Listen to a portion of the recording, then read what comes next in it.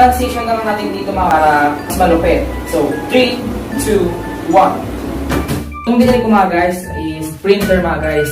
Tatak niya mga guys is LT150. Ito yung binili ko sa Shopee mga guys dahil kailangan ko to sa online class namin mga guys. Ay, hindi pala online class. I mean, since mahigpit nga ngayon, delikadong lumabas-labas, naisip ko na bumili ng printer para kahit dito na lang ako sa bahay ko mga guys. Kung may project ako na kailangan i-print, dito na ako mag-print mga guys sa bahay. So, tara, unbox na natin.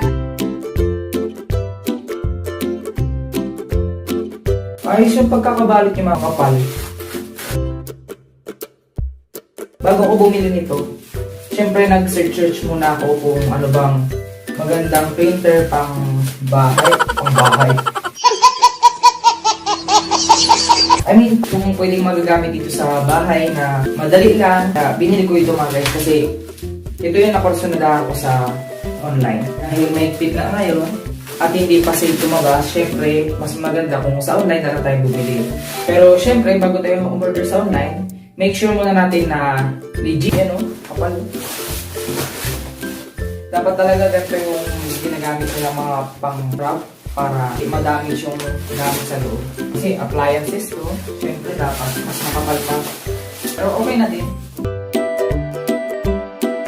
Yan, so buksan na natin ito. Itong klase na printer na kinuha ko mga guys, yung nagustuhan ko. And wifi na rin siya mga guys, wireless na siya. So maganda talaga mga guys. So ngayon, buksan natin.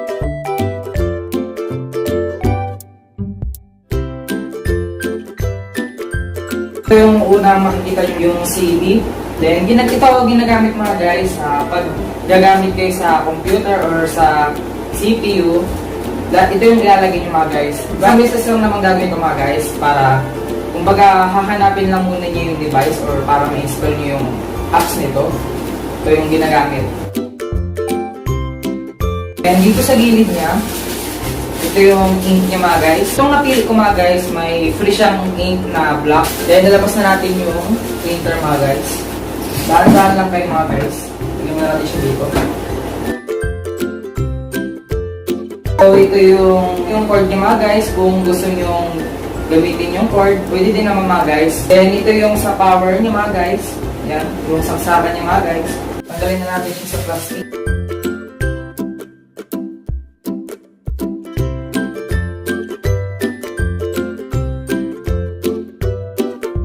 Then, ito yung mga button niya mga guys. Yan, ito yung power, ito yung wifi, ito yung information button. Then, ito yung pag-print. Tanggalin nyo muna to.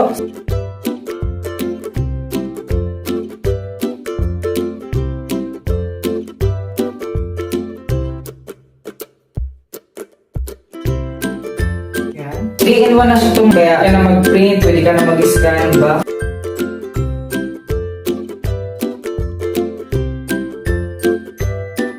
Medyo nakakapagod lang magtanggal nito.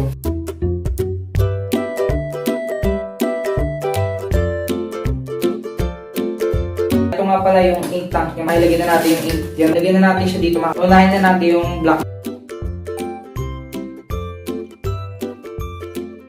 Lagyan na natin siya.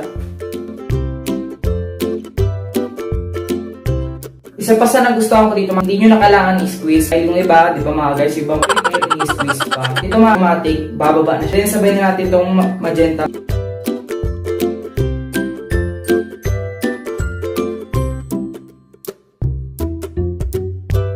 Yan, so tapos na. Yan, so hintayin lang natin mauubos. Then susunod na natin to. Yan, so tapos na ata. Next natin. Yan, so nakita nyo, puno. So, wait lang natin ulit maubos. Then, next na natin itong last. Then, next na natin itong yellow. So, paubos na siya. Tapos na. Next na natin itong yellow. Ito na yung last one natin. Then, ikakalibrate na natin siya para pwede na siyang gamitin. At ayun na nga. So, narinig ko, wala nang tumutunog. So, puno na siya. Ngayon, ikakalibrate na natin siya. Lagyan na natin siya dito sa likod. Lagyan na natin siya dito. Yan. Then, ikot na natin siya ulit. Parang pag-ibig lang yun, pinapaikot-ikot ka.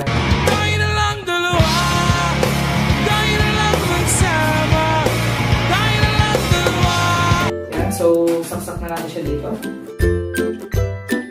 Then, first step natin, so lapit muna natin yung camera para makita nyo yung button niya kasi ito yung pinaka-importante. Then ngayon, ikakalibrate na natin siya. Press nyo lang to ng isang beses, yung power button. And wait nyo lang na mag-steady siya dito.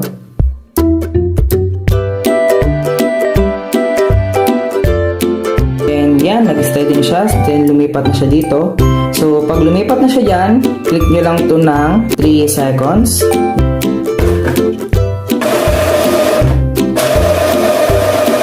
So mga 10 minutes yan. Then once na nag-steady na siya dito mga power button, ibig sabihin calibrated na siya mga guys. So pwede nyo nang gamitin yung print.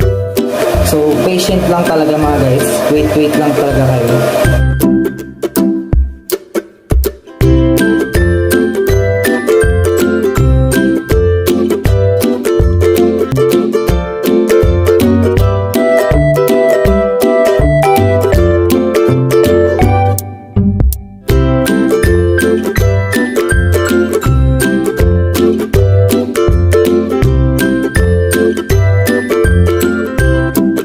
Nag-steady na rin after 10 minutes, ibig sabihin calibrated na siya. So ang next step natin ngayon is test print. So, paano nga bang test print? Off muna natin to. Yan, wait lang natin mag-off. Then once na nag-off na, click lang natin tong power button. Then ito, ang sabay, click nyo siya ng 3 seconds. Then automatic magpiprint na siya hanggang mag-steady light yung power.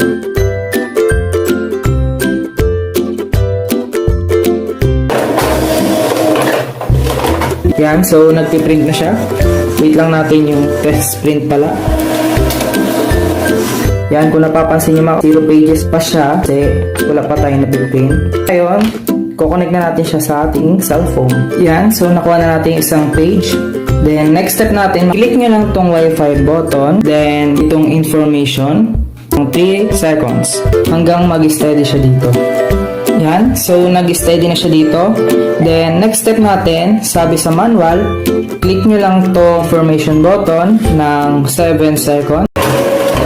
Then yan, magpiprint na siya. Ito na yung username tsaka password natin. So dalawa to, yung iba tatlo pero sa akin dalawa. Ewan ko kung bakit. Ito na yung password. Yan, then nandito na rin yung username. And dito ko na siguro tatapusin tong vlog ko ngayon mga guys. Yan. Nakita nyo naman yung printer ko na binili sa online. I recommend na pwede nyo rin itong bilhin mga guys. And ilalagay ko na yung link sa description. And kung gusto nyo ito mga guys, pwede nyo siyang i-click and i-buy now. Make sure na check nyo muna yung quantity and feedback if maganda ba talaga. And ako, gaya nga nung sabi ko kanina, bago ko i-order to, hanap muna ako at inalam ko muna mabuti, inaral ko muna bago siya bilhin. Para pag binili ko, alam ko na siyang gamitin. At gano'n nga ba kaganda tong Epson LP150 na to? So, ipapakita ko yun sa inyo kung gano'n nga ba kaganda tong LP150 na to. Papakita ko sa inyo sa montage in 3, 2, 1.